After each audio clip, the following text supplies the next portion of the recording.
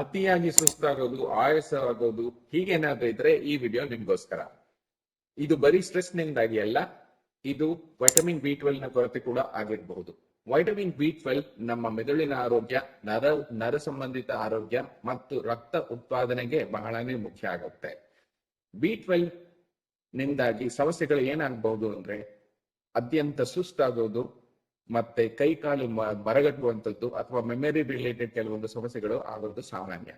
So ಆಹಾರದಲ್ಲಿ ನಾವು milk and milk products, egg ಅಥವಾ ಫಾರ್ಟಿಫೈಡ್ ಸೀರಿಯಲ್ ತಗೊಳ್ಳೋದ್ರಿಂದ ಈ ಕಾಯಿಲೆಯಿಂದ ಮುಕ್ತಿ ಪಡಿಬಹುದು.